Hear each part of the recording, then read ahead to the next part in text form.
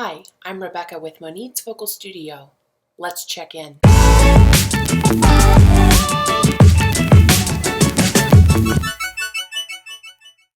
Okay, so here we are. Hi, I'm Rebecca with Monique's Vocal Studio, and I'm in outer space right now, and Dakota is in San Francisco. Yep, hi. I love it. I've been doing these interviews with former students or just people that I find interesting, just because I think it's cool to talk about real subjects as it relates to singing and the music industry and where everyone's at and their journey. So before we jump in, Dakota, tell people a little bit about yourself as like who Dakota is today. So I just, I graduated almost 6 years ago now. I am currently going back to school. So this is like my first semester back to college. I'm going for my business management degree. I have an almost 4-year-old who's crazy, just like me, but she's the light of my life. I'm still living in Coeur d'Alene, which is great. But yeah, I really haven't done a whole lot with music, which is kind of disappointing, but I think that's like, my next goal this year is to try to get school, out of the way, and then I'll have more time to go after, my performing, which is still a huge passion of mine.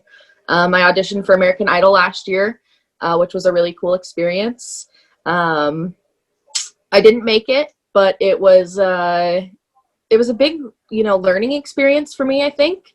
The whole audition process is really meant to kind of test your longevity, and I wasn't prepared for that, and I'm fully willing to admit that. So I'm still glad that I went and did it, just because it's something I think I would try to do again, because I definitely miss, that part of my life, performing in music. So yeah. Did you start CHS your junior year or senior year?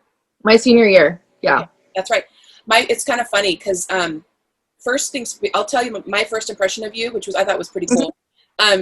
Tell us a little bit about high school Dakota. So high school was like a really interesting experience for me. I went to Coeur d'Alene Charter Academy from my freshman year into my junior year. And then I ended up transferring to CHS just because charter was not working out for me in my life. It was really emotionally taxing on me. And, my senior year was kind of rough, just emotionally and mental health wise. But I'm really grateful that I got to do a lot of performing my senior year, which was a huge, it was healthy for me to be able to do that and get that energy out in a safe space like that. Because I was in advanced glee with you. I did 2 shows that year with Mr. Helm. So I did a lot of performing that year. Which was awesome for me. I loved every second of it, and I'm glad that was like the end of my senior experience and my school experience was getting to really blossom in my theater and in music. So yeah, that's kind of because I was in theater from 2nd grade until my senior year. And I did a little bit I worked with North Idaho Murder Mystery Theater for a little bit, the 2 summers after I graduated, which was a lot of fun. But graduating and going out on my own was a lot. And so I had to kind of give it up because I couldn't keep up with the whole rehearsal process and working and, being a dumb kid and living on my own. And I kind of wish that I had stuck it out a little better, because I think it would have brought some order to my life then that I needed. But yeah. So I remember when you first came into the classroom, it was like, we used to do open house the night school started, which it was kind of cool. It was a good chance for people to come in and meet you before the first day of school if they had never met you before, just to come say hi and get the syllabus or whatever. And you came, and I remember you had big glasses on. I think they were sunglasses, right? Yeah, I wear sunglasses. Big sunglasses, and just this huge confidence about you. It wasn't arrogance. I liked that immediately. It wasn't like this, like some people, especially in high school, they have a certain amount of, they bring a false sense of confidence that comes across as arrogant and obnoxious. You didn't have that. It's very much like you knew what you wanted, and you were all business in that moment. Like, this is what I want. This is, like you were curious, and I liked it. I was like, okay, cool. And I hadn't even heard you sing yet. And I loved that about you. I was like, oh, I'm so happy she's here at this school. And then I would often wonder, like, how is she going to do here with some of the kids that go to Coeur d'Alene High School that are like, they don't, I mean, like, yeah, you were still a kid, and yeah, you still had a lot to figure out, but you had a lot figured out at your age. And going to school, I imagine, with some of those knuckleheads, God bless them. But it's like, I don't have to say a thing, but right. Yeah. Totally. Right. So yeah, it was definitely a trip. I can't imagine. There have been times the students have shared with me what it was like, and I observed a lot of things, and I would just be like, high school's a funny time. Yeah, it's definitely a weird, especially going from a place like Coeur d'Alene Charter Academy, where I think we were kind of forced to be very, business, no fun, which is an act. I mean, I loved going to charter. I really enjoyed my experience there, but going from there to like CHS, I almost felt like I could just, do whatever, I'm like, I read these books that I'm reading in my advanced English class in 8th grade. Like, so let's just theater there. Yeah. It was just shows. Like, what is going on? This is my senior year. It freed you up to do the things that you love, which I think is pretty amazing. I think that was a really good move for you. Yeah, I think it was too. I definitely did a lot better there. I felt better there. Like, it was more my pace, and I really got to enjoy the arts more. I mean, I really got to, put work into my craft rather than feeling like I didn't have time for that, which was super important to me. So, yeah, totally. Yeah. So one of the questions I have for you is,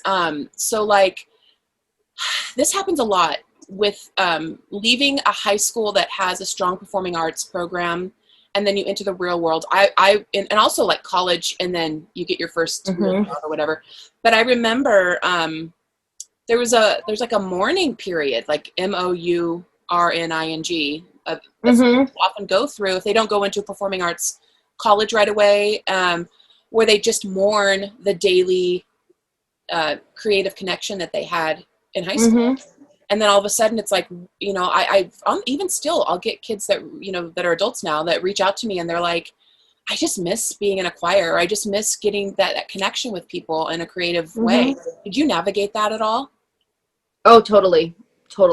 Yeah. That's kind of why I tried to continue. I, graduated high school, and I jumped right into another theater program, like a community theater program.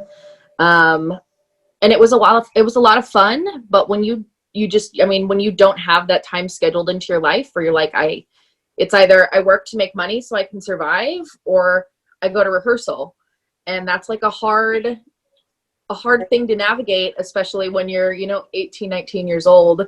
And that was really heartbreaking for me. And I think right now I would say I'm more going through a mourning period. I had enough to entertain me back then.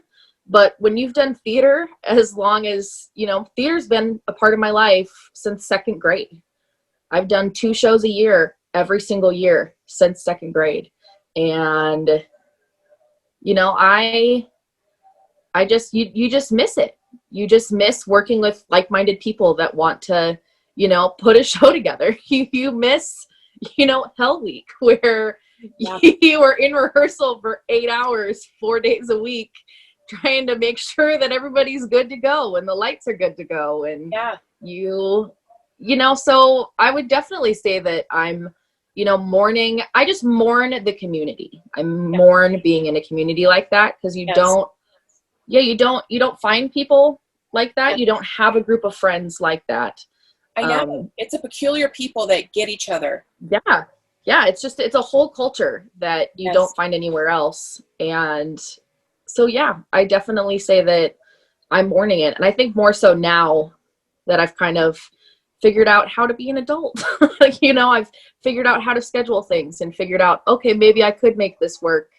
And so it's definitely, Yeah, it's been tough. It's sad. But It can be, yeah. I know, it's yeah. an adjustment period. And then you find your bearings and go, okay. Yeah. It's kind of this thing where I noticed, like, when I left high school and I took some time off, I didn't go to college right away. It's kind of funny. Most people were surprised by that. They're like, it's what you should do. You know, and my parents didn't put pressure on me. Believe it or not, they were like, do what you want to do. And I was like, I think I just want to work, because I was always this high achieving kid that was exhausted. And so I took time off, but I was depressed after a while because I wasn't getting connection. So I joined a choir. I started taking voice lessons, and that really helped. And I loved that. And I was like, okay, I'm going to be a voice major. And then I found all my, you know, the people that you connect with, you know, when I was at Western Washington University, and it all continued. But even after graduating, there was a window after Western where it was kind of the same thing, where it's like, well, now what? You're just so used to being in this machine where you're pumping out performances and preparing for performances, and you feel so alive. And then all of a sudden it's gone, and you're like, well, what now? You know, I've got to go to work, you know, I've got to pay my bills. And then what was cool is I found, like, down the pike, once I got my gig at Coeur d'Alene High School, it freed me up in the summer to do professional theater, the summer theater. And that was really nice because it feeds your soul. And and I would do little gigs here and there. I didn't do a ton because I was always tired. But, you know, you're exhausted. And so it's like, okay, so that's how I pay my bills with this, but I can still gig and feel, you know. Anyway. But then there's that part where it's like, maybe one day do it full time. Like, you know, is that something that you want to do, is be a full-time performer? I mean, maybe, yeah. I'm currently, so I love my career that I'm in.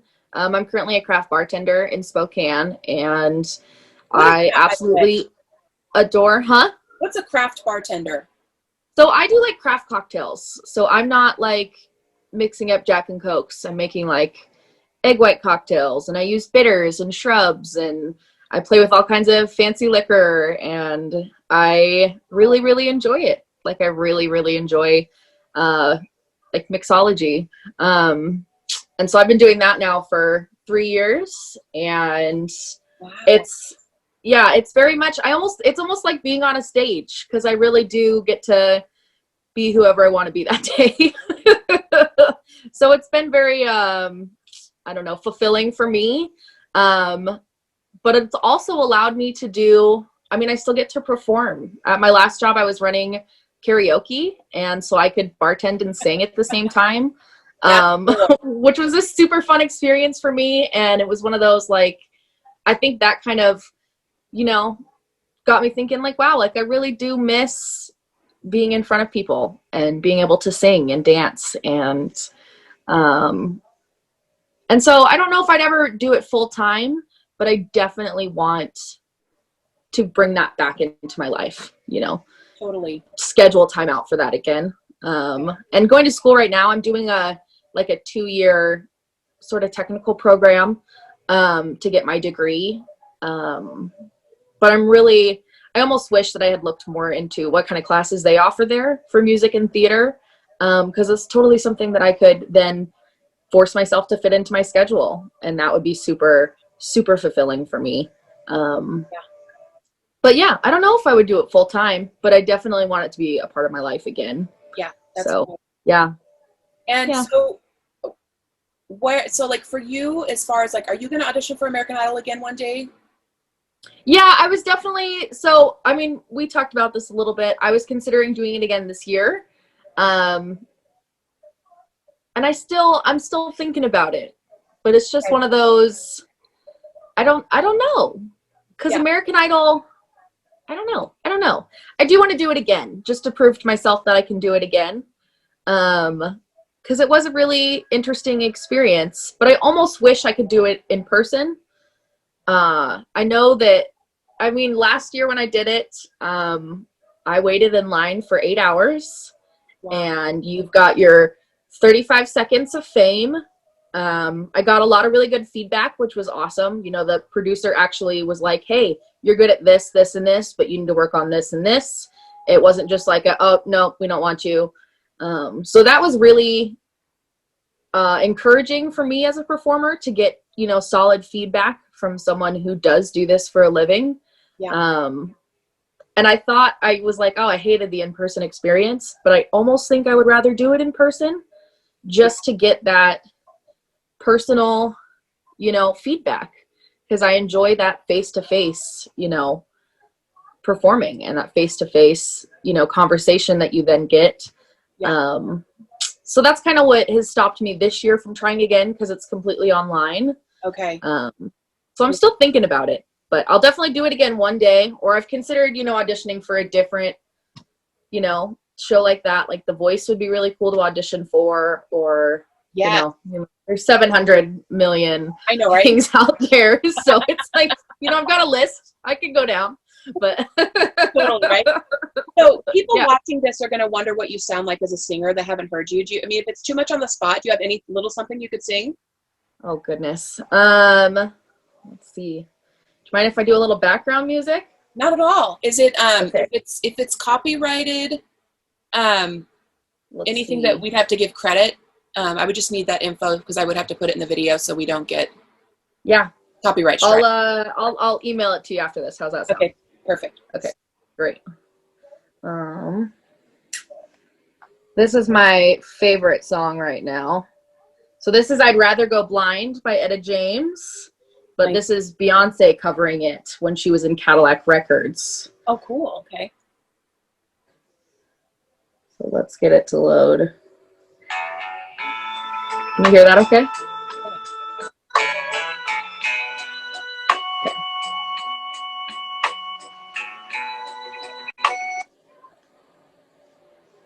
Why did it pause? There we go.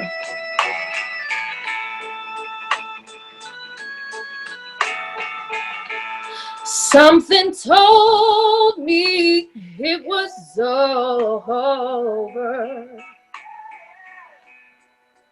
when I saw you and her talking. Something deep down in my soul said, cry, girl. When I saw you and that girl walking around, ooh, I would rather go blind, boy, than to see you walk away from me, child. No, no. Ooh, so you see, I love you so much, and I don't want to watch you leave me, baby. But most of all, I just don't want to be free, no. Ooh. I love it. That's great.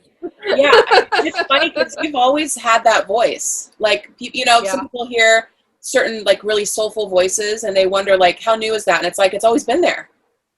Yeah, that's one thing that, like, I would say if I'm confident about anything in my life, it's always been singing.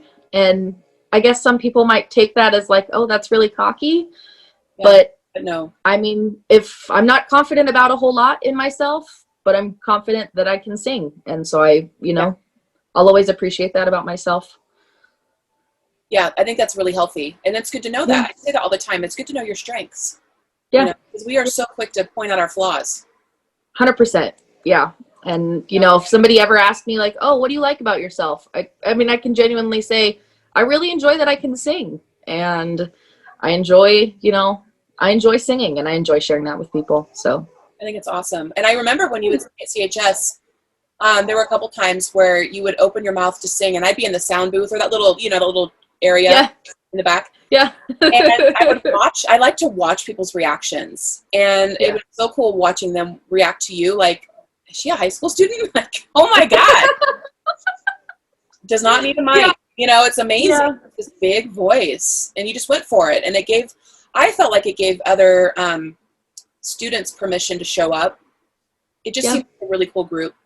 It was. Like that group? Was that your senior year? Did you like Advanced Glee, that particular group? Oh, I loved it. Yeah. I worked with, you know, the best people. Absolutely worked with the best people. It was so much fun. It was so supportive. I loved that everybody, you know, it was just a safe space for everybody. Yeah. Or at least I would like to hope that. I know the people I worked with, I felt like they felt safe there. you know, that was always towards the end of my day. I think that was my class like right after lunch. And it was always the best transition to like the last half of my day was like, I get to go and sing and dance and hang out and, you know, create art. And that was really, really nice. And I'm glad that I got to work with the people who felt the same way. So it was good. It was a safe space. And I think it helped me flourish in a lot of ways. Just because I got to be in a space where I could, you know, sing as loud as I wanted to. You know, we could sit down and choreograph a piece or just, you know, one of my favorite pieces I've ever done is we did Somebody to Love and we didn't dance. We just all sat in chairs and we sang. And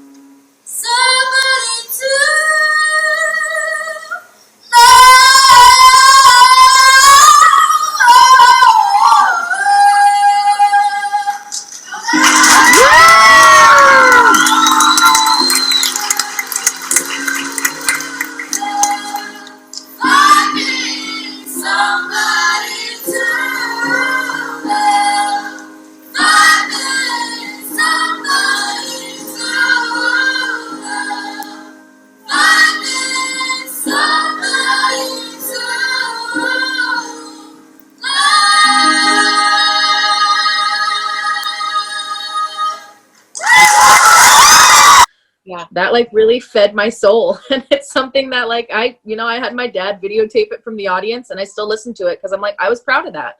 I was proud of that moment. And so it was good. It was awesome. Yeah. It was awesome. Yeah. I remember that. And I remember some of the funny looks from some of the kids that weren't quite getting it up front. Yeah. Like, you got it. And another student did too, but others were like, so what's our choreo going to be? And I'm like, you're going to sit. Yeah. We're going to dial it down. Well, because I remember like, we were trying to choreograph this, like, you know, I loved our choreography we had planned, but it was just too much, you know, trying to sing and then do our choreography. And, you know, we just weren't going to get it done in time. And that song is really something that the music just speaks for itself. Yeah. So the simplicity of it, I think, was perfect. Like, it was everything that piece needed. So it was really cool. So my question then is, real quick before I forget. So I'm addressing one topic before I have one more question for you. So when you were in school, I remember you were one of the few students that you were okay with where you were at. Like, you knew what you wanted as far as what you wanted to get out of the performing arts program. And you didn't need to be in chamber singers for that to happen. And I remember like there was like this obsession with, not an obsession, but a lot of kids were like, I need to be in chamber singers. It was like for them, like they, in their minds, they'd reached the height of, but we also met at 6:40 in the morning. Yeah. It's ridiculous. I still have, like, my body still wakes up at so early in the fall from that, you know, it's kind of it's nuts. And I remember talking to you briefly. I can't remember the conversation exactly how it went, but in a nutshell, it was early. Yeah. And you were okay with like, I'm good, you know, and I loved that about you because you got what you needed. Well, and that was something that I felt like, you know, of course, I mean, if you're in the choir community, everyone's like, oh, chamber singers are up here, you know, and I mean, rightfully so. All of those singers were, I mean, everybody in that group, super, super talented, super, super cool pieces, got to do all kinds of cool work. And really what stopped me was the mornings. I was like, yeah, no, I'm not going to show up at 6:40. Sorry. I love all of you, but I'm not going to do it. I love that. That says a lot about who you were even as a high school kid, you know, like you knew you needed that extra hour to function. I think that's great. Yeah. I really do. And you weren't like walking around sad that you weren't in chambers. It was like, you were good. You got what you needed. Yeah, so refreshing. Yeah. I'm glad to hear that because I mean, there was a point in time where I was like, wow, am I disappointing people by not being in this? You know, I didn't, because I came to 2, you invited me to come, you know, you're like, come try it out, see if you like it. And then I was like, yeah, no, it's good. Thanks, Mo. Like, it's ridiculous. Super fun. Like waking up at what, 4 a.m? Yeah, no. I'm a night owl. I've always been a night owl. So I was like, yeah, going to bed at midnight and then getting up at 7:30 is already tough. Like, Oh my I'm not getting up at, 4 o'clock. It's too early. No, I get it. Yeah. And still, I'm like, why did we do that? But yeah, you guys are troopers. Mama. Sorry, my kid. No is worries. gaming. So I have one more question for you. Okay. So how do you keep your dream as far as, keeping creativity in your life alive, being a mom, and in the world we live in today where you have to pay your bills and it's been wacky with COVID and all the things. Yeah. So how do you keep it alive? I still okay. I do what I can to continue performing is really what it boils down to. And like right now, what that looks like is I do a lot of karaoke, and I, do a lot of getting together with friends and doing garage jam sessions. And, I still have a good group of friends who are like, yeah, let's get together and do music. And that's a cool thing about working in bars, that I meet a lot of people who have recording studios and who play guitar and play fiddle. I mean, I had a really awesome experience where, I had 2 guys who live up the street who come in all the time, and they're like, oh, I play fiddle. And he's like, I got a banjo. And they brought their banjo and fiddle down, and we all just sat on my patio at work and sang and hung out. And so that's what I do, is I fit music in where I can.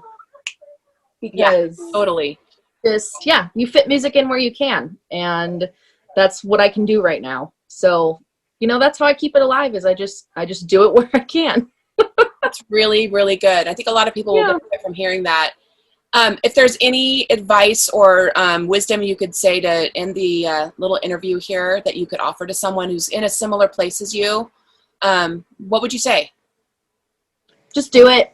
I mean, really, I think that we find a lot of ways to make excuses to, not go audition for that. We find a lot of excuses to, not hang out and sing with your friends in your garage. We make a lot of excuses to not go out of your way to make connections with people in the music community. And I mean, I do that. I do it all the time. I don't have time. I'm too tired. I don't feel like doing that. And I've always found that just doing it and being like, yeah, okay, that sounds like a good time. I mean, even this interview, I was like, I don't get up before 10, but I was like, this is going to be fulfilling for me. This is going to be a good way to start my day, having a conversation, about music and about, what I'm doing now is going to be really, it's going to make me feel good. And so, just do it. Just do it. Don't make excuses, or, do what you can to fit it in. Even if it's like, hey, I've got 25 minutes, but I'll come over and play guitar with you. That's good. Yeah, just do it. It just, yeah. Well, that's awesome, Dakota. I'm excited to hear you sing again down the pike, and I'm glad that you're finding time and you're making time, and that's really good insight for those who are going, I don't have time, but you can make time, even if it's just 15 minutes. Yeah, seriously, it's there. So that's excellent. It's great. Yeah, absolutely, in the shower, in the car, whatever. Yeah, wherever. Well, that's awesome. Thank you so much, Dakota. I really appreciate you taking the time, and it was so good to talk to you. You too. And, we'll talk again soon. Okay. Bye. Bye.